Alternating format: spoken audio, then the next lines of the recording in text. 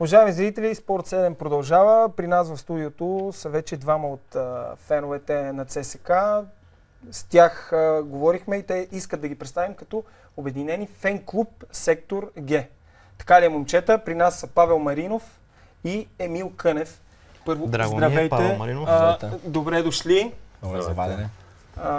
Да уточним първо, че вие подкрепяте варианта ЦСК да стартира от окръжна група на чисто с президент Васил Божков. Абсолютно. Ние като представители на фен-клуб Сектор Г избрахме нашата позиция и тя е ЦСК да започне от окръжна група. Това е едно много тежко решение, което взехме, но то е следствие на неща, които се трупат с години на нашия славен клуб, на нашия любим клуб. Имаше много срещи, на които бе говорено, бе обсъждано различни варианти. И преди 3 дена, ако не ме лъжа паметта, бе взето това решение след една среща с господин Васил Божков. Вие бяхте ли на тази среща? Аз лично присъствах на срещата. И общо взето, за да резюмирам, протече последния начин. Господин Божков заяви: проект с Гриша Ганчев няма да се осъществи. Не сме коментирали кой е за, кой е против до този момент. А той обясни ли защо? Ние му задавахме въпрос защо така. Той каза поради финансови причини. И оттам нататък въпросите приключиха. Оттам ли стартира разговор с проекта Гриша Ганчев или първо е бил Локомотив София? Не. Беше вариант с Литекс, с обединението на преструктуриране или както искате го наречете. Да. Не знам кой е правилен термин, но след като този вариант отпадна, ние вече трябваше да решим по какъв начин ще продължи нашия клуб да съществува. Добре, а вие съгласни ли сте с едно такова евентуално обединение на ЦСК и Локомотив София, ако лиценза на Локомотив София бъде спасен? Твърдо не. Значи ЦСК е един тим, който не може да бъде променено името на някой си и изведнъж да стане еди какво си, дали ще е Локомотив, дали ще е Литекс, без значение. Да, слушам те, извинявай. Не, това е... С Локомотив София не сте съгласни, а защо изобщо се обсъждаше вариант тогава с Литекс? Не е ли същото? Значи... Въпросът с Литекс никой не се е допитал до нас. Ние отидохме на предсвършен факт. Имаше няколко срещи с господин Божков. Ние отидохме на втората и на третата. На първата не сме присъствали. Явно на първата било...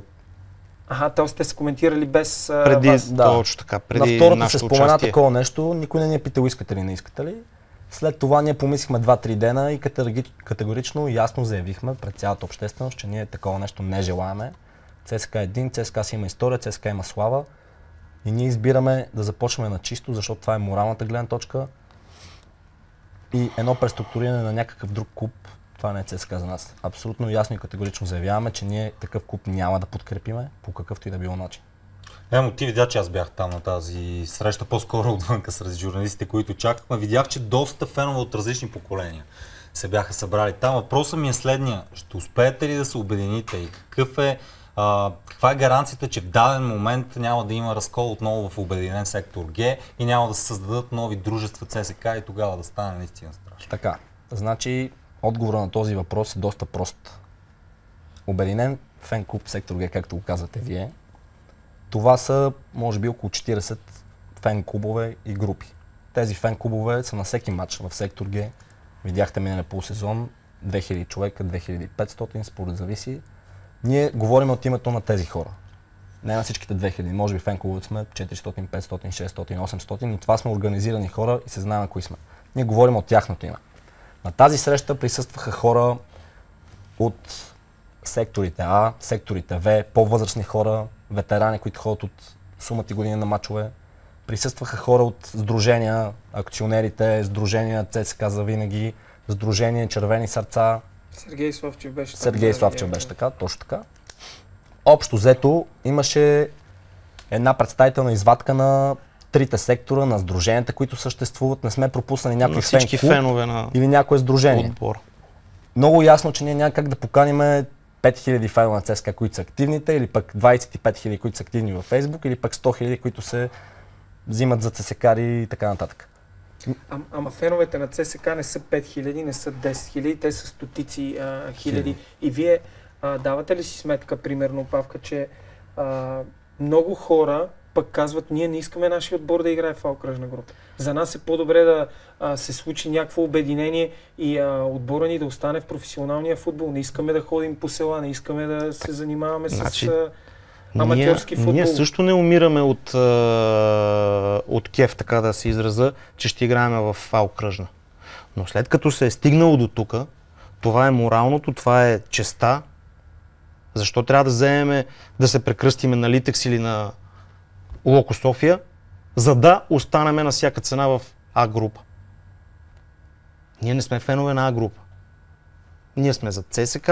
След като ЦСК е стигнал до това положение да играе в А окръжна група, ние сме за ЦСК и продължаваме да бъдем за ЦСК. Където ще да играе. Не на всяка цена искаме ЦСКА да играе в А група. Добре, да се върнем и на срещата с Васил Божков. Няколко от феновете присъствали на срещата, казаха, че е бил включен и министър Красен Кралев, защото в момента е ясно, че държавата има основна роля в това дали ЦСКА ще играе в А, в Б, в В или в окръжните групи. Как ви се стори Красен Кралев? На какво мнение е държавата в цялата тази какафония и не знам какво да нарека? Значи ние на това телефонно включване бяхме свидетели какво казва господин Божков. Красен Кралев какво казва по телефона и не бе предадено господин Божков. Общо взето беше заявено от министъра на спорта, че базите ще дадат на този отбор, който феновете припознават, независимо в коя група се намира ЦСКА. Дали А окръжна, БВ, А и така нататък. Така че ние мислиме... А сега, като настъпи едно разделение при феновете, аз толкова не съм се ровил във форуми през живота си, честно ви казвам. Изчетох толкова много неща и толкова много различни мнения и така и не успях да отсея кои са повече, за да кажем ето, феновете припознават този модел за окръжна с Васил Божков. Или феновете припознават модел с Гриша Ганчев, господин Инджов и Николай Гигов. Няма ясно и точно мнение и някакво обединение. Как ще станат нещата? Всеки човек си има собствено мнение и си стои зад него. Базите са едни, мнения много, но базите са едни. Точно така. Ние затова сме тук да изкажем мнението на тези обединени фенове, които са в въпросния сектор Г. Които са активната част навсякъде. И на армията, и в провинцията, и в чужбина, и навсякъде. Това е едно ядро, което е на всеки матч. Буквално на всеки матч на ЦСКА говоря. Така е. Тези хора смятат, извинявам, че се повторя, моралното е това. Ние сме ЦСКА. Не сме Литекс, не сме който ще да е друг. Има много хора, които обичат ЦСКА и не ходят на матч, нямат възможност. Човек на 50-60 години няма възможност от Добрич да се дигне и да дойде на матч на ЦСКА или да отиде в чужбина, но той също милее за отбора и аз искам да направя едно обращение, искам да направя точно към тези фенове. И аз видях, че ние сме на това мнение. Активната част от феновете на ЦСКА сме на мнение, че трябва да започнем на чисто. Има изключително много хора. Не искам да говоря в проценти, коя група е повече и така нататък, защото както казваш и ти, няма как да се измери това нещо. Официална, така че... Изключително много хора искат ЦСКА да играе в А група по една или друга причина. Ние не търсиме тяхното... В смисъл не се интересуваме, защото това е фикс идея да играят в А група. Искам да се обърна с едно нещо към тях. В днешно време в тази държава честта, морал и достоинството са тотално забравени. Ние като хора, като сектор Г, като една обединено крю, заявихме тази позиция, която за много хора може би е непозната и в живота. Кой в днешно време избира трудния път? Всеки гледа през някаква вратичка да мине. Морал и честта са тотално забравени думи в днешно време. И може би, според нас, тези хора наистина не осъзнават, че има морал и чест в някой от нас и че ние решаваме, че това може би е най-правилният път. Този път ние не го решаваме да го избереме, понеже окръжна, айде ще носим кръста сега на всички отбори, които са, са задължени към НАП и така нататък. Ние вярваме, че това е едно пречистване, което ще спомогне ЦСКА да бъде един по-добър клуб. Защото ние живуркаме вече 7-8 години в А група. Ние падаме от Зимбро, от Мура, ние дължиме пари, клуба живее на кредити И какво се получава? Те се каже живурка. А група. И какво сме в А група? Нищо. Сега никой не ни дава абсолютно никакви гаранции, че ние като отиваме в А група, в А окръжна група, извинете, тези пари, които се споменават, че ще дава новия холдинг, 3 милиона, 6 милиона и така нататък, тези пари, които се споменават и казват, че ще бъдат дадени за база, за терени, за детско-юношка школа и така нататък, никой не ни дава гаранции. Но ние вярваме, че това е последният път, в който ЦСКА може наистина да се спаси, да се направи един клуб, предприятие, което да печели пари, а не само да се наливат пари като едно хоби, 10 милиона за трансфери и до там. Ние искаме нов стадион, искаме база, искаме този клуб да се превърне в един европейски клуб. Да има развитие. Добре, директно ви питам, коментирахте ли си сега след днешния изпълком, коментирали ли сте с другите свои, да не са колеги, са приятели по-скоро? С нашите приятели, Какво ще направите, ако наистина има такова обединение ЦСКА Локомотив София, начало с Гриша Ганчев, Николай Гигов и Инджов, мисля, че беше? Нека да не слагаме магарето пред каруцата. Нека по друг начин тогава да зададем въпроса. Представете си комичната ситуация. Отбора, който вие искате да започне от окръжна с президент Васил Божков, се изкачи по стълбичката към професионалния футбол в следващите 3 години и там срещне друг отбор с името ЦСКА, дали 23, дали София, дали нещо различно, който ще получи някаква възможност да се обедини с всъщност ще позволите ли някакво друго дружество ЦСКА да съществува? В А група ЦСКА е един, няма как да има два отбора ЦСКА.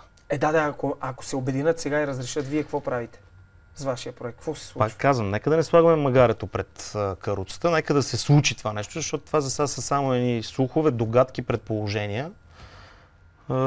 Мислено е, коментирано е. Нека да видим какво ще се случи. Обиждате ли се, когато четете неща, които и аз прочетох в форумите, наричайки платени фенове? Вас ви наричат платени на един, вие наричате, някои от вас наричат пък другите че са платени от друг бизнесмен. Ами това са едни смешни догадки, които хората, които са на стадиона, много добре ни познават нас. Ние години наред се борихме да няма платени фенове, да няма стоярди, да няма кетеринг, да няма нищо свързано с това фена да получава пари. Години наред с това се борихме и хората, които са до нас, тия 40 фен клуба, те са го видяли това нещо и също те са били част от това нещо.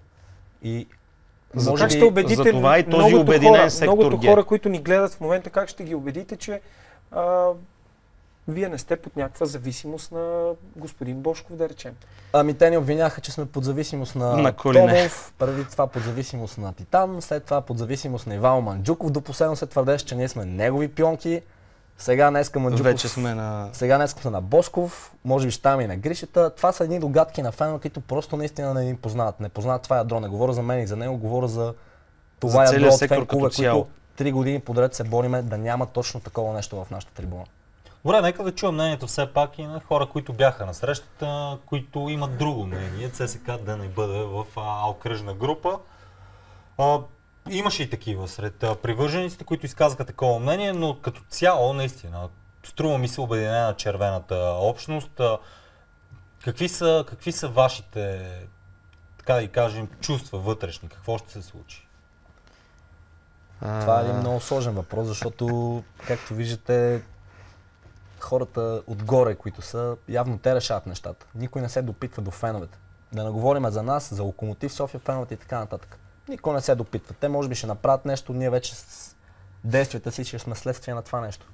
Ние сме зрители в един театър, добре, така като казваш хората отгоре, имате ли усещането, че ви употребяват по някакъв начин и хората отгоре, както Емо ти ги нарече, ви използват за това да се докопат до базите? Няма какво да се лъжим, всички, които са решили да инвестират нещо и да дават някакви пари и да спасяват този отбор, гледат към тези бази и възможността от там да изкарат Значи от гледна точка на тези наши фенове и привърженици, които преди малко питахте за тях, дето ни наричат с какви ли не епитети, сигурно е така. Ние за тях сме кукли на конци, които ни... От наша гледна точка ние се опитваме да избереме към дадения момент най-доброто за нашия клуб, като изход. Бърка. Всеки човек бърка. Може би ние също сме бъркали някъде. Но към дадена ситуация и момент, когато се е налагало да вземем някакъв избор или да вземем някакво становище, ние сме предположили, че това е най-правилното към този момент, затова сме застанали зад него. Така че, който както иска, може да ни нарича, каквито иска.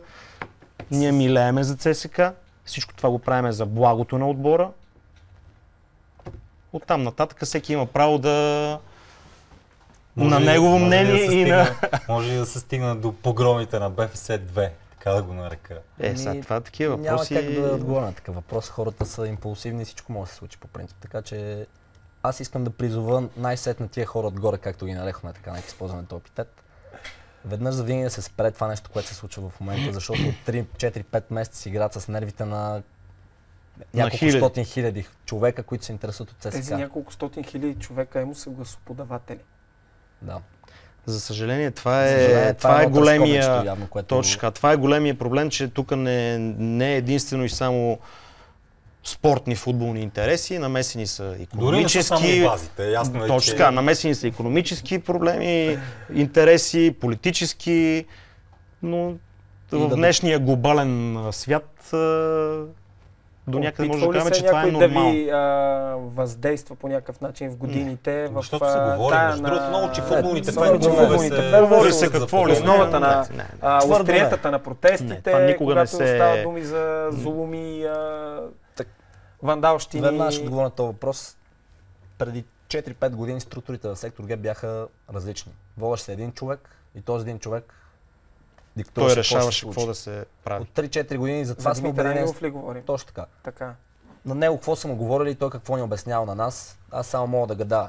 Затова ние в момента не взимаме еднолично решение. Аз, той или някой друг. Ние нямаме председател на фен-клуб или нещо такова.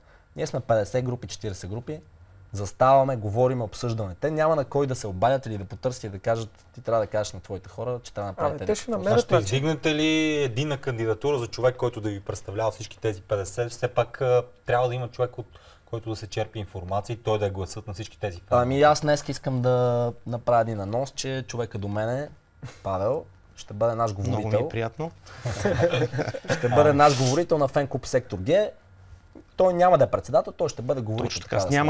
Точната дума е говорител. Няма да взимаме еднолични мнения. ЦСКА си има говорител на феновете, на обединените фенове, защото се видя, Обединен сектор Г. Обединен сектор Г. Добре, какви са ви взаимоотношенията тогава с Димитър Ангелов с Дучето, защото той също беше на тази среща. Ти говориш сега, че имало разногласие, пък сега заедно сте зад една кауза. Искам да дада едно последно обяснение. Надявам се вашата аудитория да е достатъчно голяма, за да разберат всички ЦСКари. Понеже не всички четат интернет, ние там не веднъж сме пускали декларация против този господин. По някакви причини Димитър Ангелов беше на тази среща с Бошков. Най-вероятно, може би защото се познават от 10 години. Ние сме по-млади, аз и фенкова и така нататък. Не ни познава господин Бошков, потърсил Димитър Ангелов, заповядайте фената при мене. Той излезе на тази среща, взе се решението и след нея искаме, не искаме, в името на обединението излезахме рамо до рамо пред мен и говорихме с него. Но ние категорично заявяваме, че той няма нищо общо с това, което ще се случва, няма нищо общо с нашия сектор и ние нямаме нищо общо с него. Веднъж завинаги го заявяваме това нещо. И със сигурност искам да убедя всички фенове, понеже се чуха и всякакви глупости за това как така той се е появил до нас, след като сме го плюли толкова много. Ние не сме виновни, че господин Бошков го извикал. Беше му обяснено на господин Бошков как стоят нещата в сектор Г, той не ги е знал, разбира се, не го интересувал.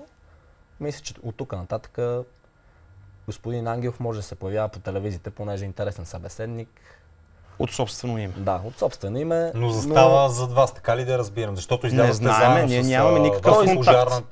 Да, той излезе и каза, че е съгласен с това ЦСКА да започне на чистота окръжна. Кой представлява той, дали е само него или може би 20 човека, които са около него, нямам представа. Той е съгласен. И това е. Пагубно ли е, когато в един отбор се стигне до ситуация, в която феновете трябва да взимат решение за това какво да се случва, а не ръководителите на дадения клуб? Защото в България такива ситуации са на лице. И не само в ЦСКА. До някъде може би влияят феновете. Но чак да взимат решение феновете, никой собственик на отбор, който е налял милиони в този отбор, няма Ние не можем да отиваме при господин Бошков или при господин Гриша Ганчев и да му кажем направи еди какво си. Направи това, направи онова. Той може да слуша нашето мнение, да чуе фенските нагласи и оттам нататък това са хората. Да си вземе изводи, дали ще се съобрази с нашето мнение, дали няма да се съобрази, това вече си е негов избор. Ние нямаме как да му въздействаме. Това не е... Ами да направим още една рекламна пауза, да, след което разговора в студиото доста интересен, между другото, продължава. Дами и господа, Спорт 7 продължава. При нас са Емил Кънев и Павел Маринов, представители на фен-клуб Сектор Г. Чухме тяхната гледна точка. Сега обаче е време да чуем и мнението на представител на Сдружение на акционерите. Нали така, момчета? Правилно ако и ние не бъркаме. Да, така. Нека да чуеме един представител на това сдружение, Никола Дърпатов, след което продължаваме с коментарите.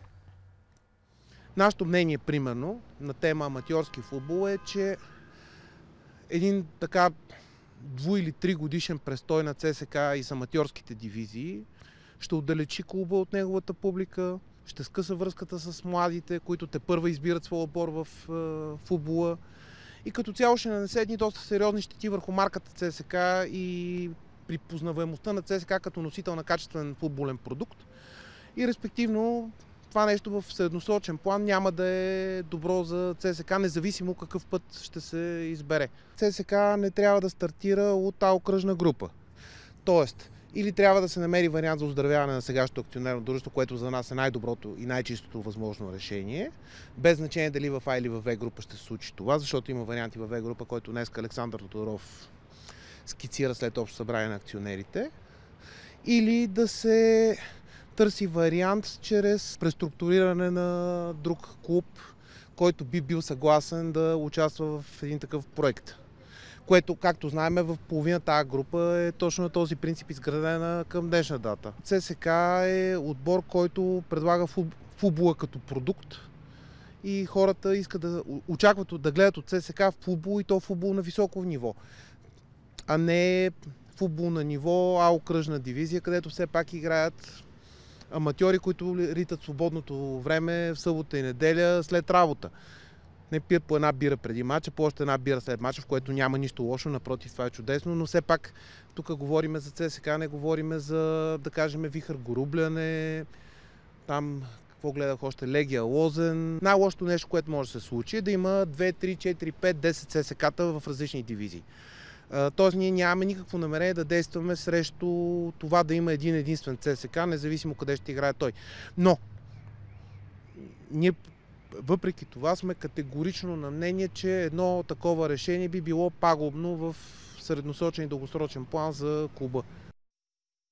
Никола Дърпатов, момчета, ти слушахте го, видяхте го, на какво мнение сте на това, което каза привърженика на ЦСК, член на ЦСК акционерите?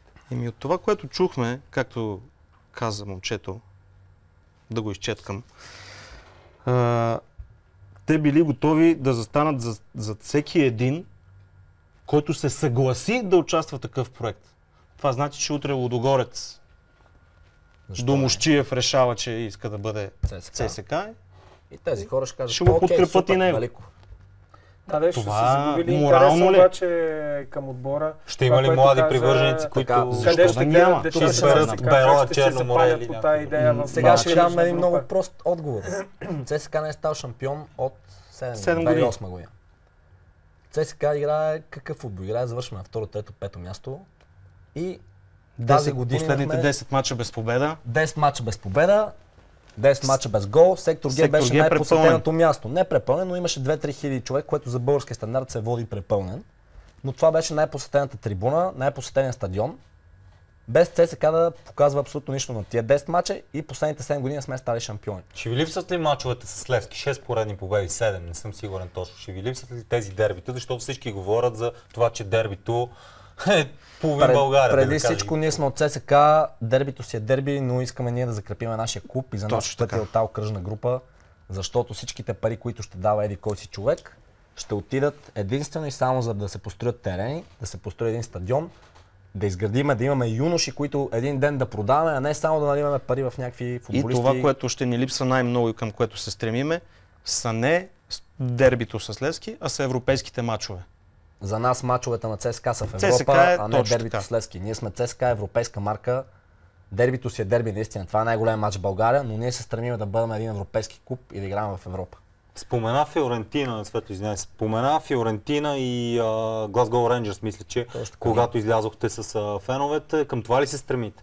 Да запазите историята и титлите и наистина ли се запазват тези титли на ЦСКА според вас? Категорично да. Окръжна група. Категорично да. Ако има отбор едно АД ново, което се направи ЦСКА София, което е направено вече в момента, ето и още една новина, има такова АД. ЦСКА София, да, на която Нове Холдинг. анонсирахте в събота, Точно така, вече е факт. Вече е факт. И целта е да се започне на чисто, както направиха Фиорентина. Там даже не беше точно на чисто, защото те не почнаха от най-долното ниво, а ги качиха една група нагоре след това. Мисля, че серия С бе. От серия С, но ги качиха после в серия C2, но вместо да минат през C1 и качиха в Б заради заслуги на футбол и така нататък. Ама той и днес и Борислав Михайлов каза, че ЦСКА трябва да започне от две група, не от окръжна изведнъж, но... Да, това чухте ли го между другото? Чухме го, да. Супер. В смисъл, какво да ви кажа? Спестяват ни една година. Да. Като заговорихме за Фиорентина, но ще бъдем идентични, ще бъдем ЦСКА, няма да вземе лиценз за неди кой си и този отбор да трябва да бъде преструктуриран, примерно. Това за мен е просто никаква доблест, никаква чест, никакъв морал. Цялата история на клуба си губиш и така нататък. Като казахме Фиорентина, за нашите зрители само една информация, че преди минути, часове Ивайло Чочев е подписал нов 5-годишен договор с Палермо до 2020 година, да е жив и здрав. И много успехи му пожелаваме. Да, в по-голям отбор да отиде да играе. Как гледате на провокациите за това, че много фенове на ЦСКА наричат Васил Божков левскар, че той имал пристрастие към Левски? Как можете да подкрепите такъв президент? Аз лично нямам нищо против, независимо това е клубната ми принадлежност. Ако гледам като фен, за мен няма никакво значение кой от кой отбор е. Въпросът е клуба да върви добре, да е добре структуриран. За мен това не е проблем, за вас проблем. Значи това е първото, което е. Второто, което е тези фенове много, които го казват това нещо, силно се съмнявам да са лични приятели с господин Божков, за да знаят какви са му пристрастията личните и така нататък. Господин Сашо Томов беше супер голям фен на ЦСКА и видяхте докъде ни докара. Така че това не е критерий. Титаните, разбира се, не е само той. Ние бяхме първите, които скочихме на Титан по времето на управлението на... Тогава пак бяхме квилине. Бяхме останали 50 човека на стадион Българска армия, където играхме. Транспаранти, изпращаха ни полиция, изпращаха ни мутри, ние ги гонехме и същите тези хора, които в момента ни наричат какви ли не, и тогава ни наричаха, че сме пратени от не знам си кой си. Ние им обяснявахме, че клуба отива към не чувам фалит, 90% от дълговете са направени от Титан. Ние бяхме хората, които скочихме против тях, докато масата от фенове, които в момента ни псуват, бяха на стадиона, примерно на матча с Рапид Виена и с Порто на националния стадион и си гледаха супер ЦСКА и така нататък. Ние бяхме 50 човека навънка и им обяснявахме, че тия хора водят ЦСКА към краха. 50 човека седяхме навънка на всеки един европейски матч. Докато тези хора, които искаха ЦСКА в А група, ЦСКА в евротурнирите, си гледаха и не им пукаше, че ЦСКА се води към дъното, към краха. Искам да те попитам само за това, което каза, че от днес, може би, това дружество ЦСКА София вече е факт. Кой ще е начало на... Има ли вече човек, който ще... Нове Холдинг излезаха и... Не, смисъл, изпълнителен директор или още е рано? Не, абсурд, не е говорено за такова нещо. Може да се обърнете... А и една новина е достатъчна от нас да излезе. Добре. Нека да поговорим за окръжна група. Обаче, защото днес нашия екип потърси някои от отборите, които може би ще са бъдещи съперници на ЦСКА. Аз съм убеден, че много ще има. Поне в началото ще е пълен българска армия. Ако не пълен, поне ще е страшно, разбира се. 15 хиляди ще има. Кога се е случило това нещо? Но нека да видим какво ви чака все пак, ако тръгнете от окръжна. Петър Стоянов, репортер на Спорт 7, подирите на бъдещите съперници на ЦСКА.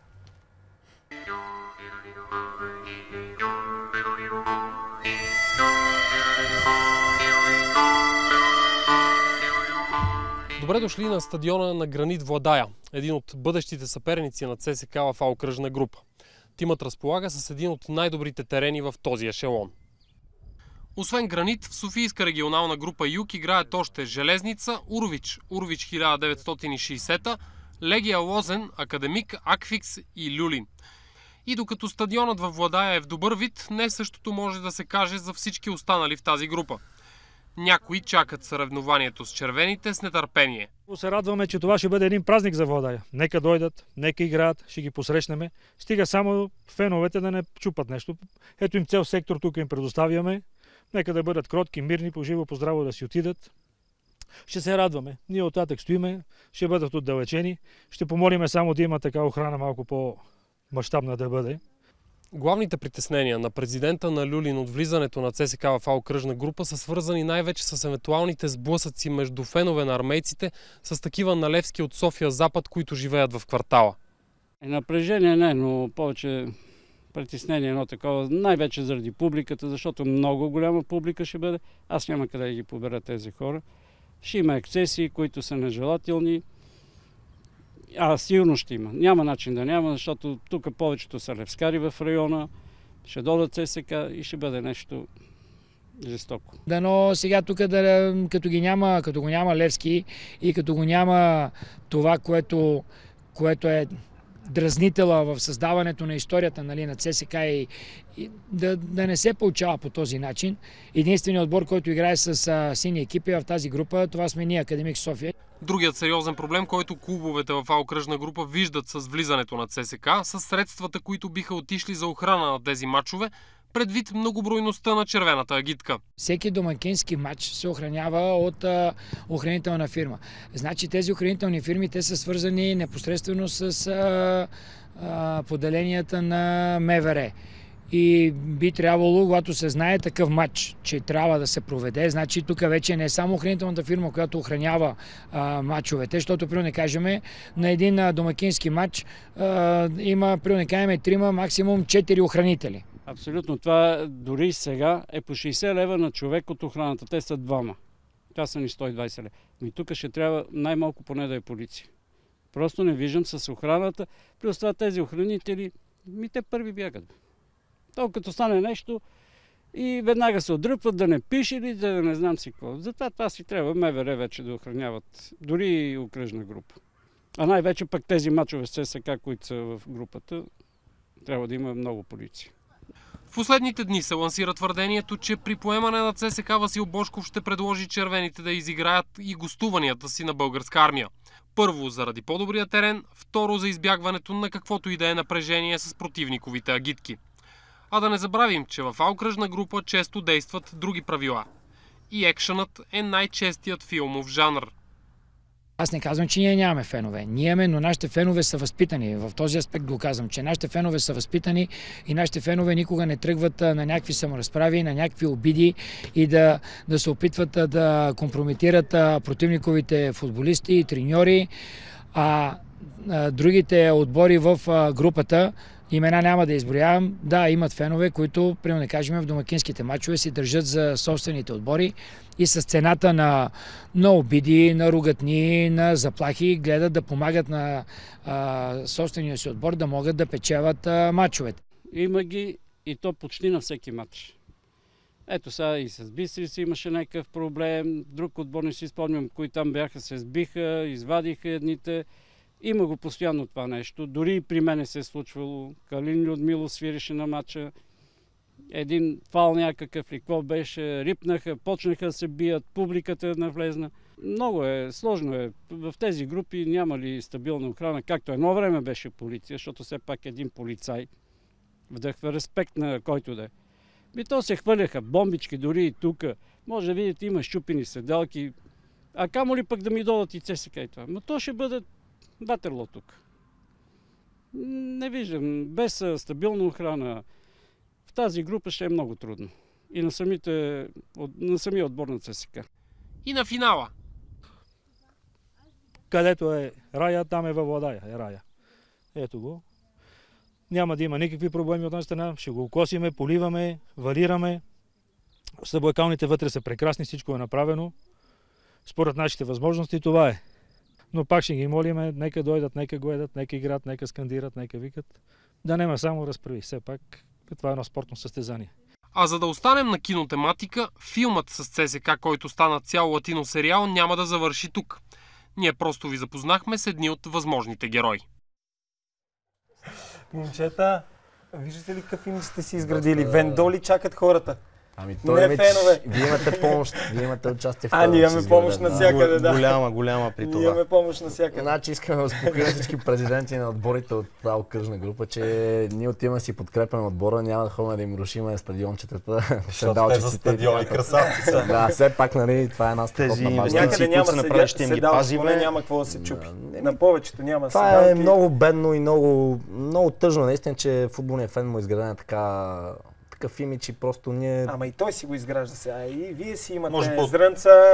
Значи само ще ви кажа, че България на целия Никога не би Балкански ги сложил по полуостров, този знаменател. на Но, целия все Балкански пак, полуостров ние сме толкова, Цвете значи за от мирисане. цвете за мирисане, в чужбина има убийства и така нататък. Тук се тия щупя. са, то това остава. На това остава, да, но има някаква щупана седалка, има някаква факла, Щупена бомбичка. главичка. Окей, дали това случва се, колко често се случва? Този сезон колко пъти се случва на ЦСКА, примерно? Дай да има- Боже да не се случва. Да Момчета, гледаме имате ли повече какво да футбол. кажете в заключение на много интересния ни разговор? Нещо, което не успяхте да кажете, все пак не сме ви попитали или което в разговора сте решили, че трябва да се каже? Аз искам да кажа на много важно нещо. Призоваваме всички хора, които в момента, няма споменам имена, в момента чухте за Локо София какво се говори, господин Гриша Ганчев и така нататък, споменах име. Призоваваме да спрат с това нещо, защото активната част на публиката на ЦСКА, именно сектор Г, застанахме ясно и категорично и решихме, че ние ще започнем на чисто от тази окръжна, защото това е моралният път, това е честният път. Ние никога няма да припознаем някой друг отбор. Няма да припознаем Литекс, Локо София. Не говорим, че това с отбори с традиция ще ги разрушат. Това въобще явно за тях не ги интересува.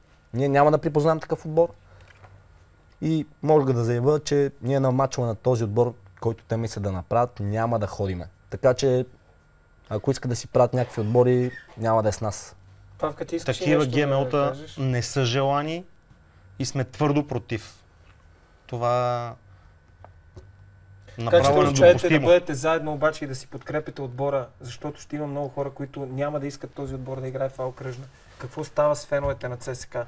Значи Как ще бъдете феновете, заедно? феновете искаме да ги помолиме и да ги призовеме. Това обединение, което се е постигнало в момента, което го има, не трябва да бъде разрушавано.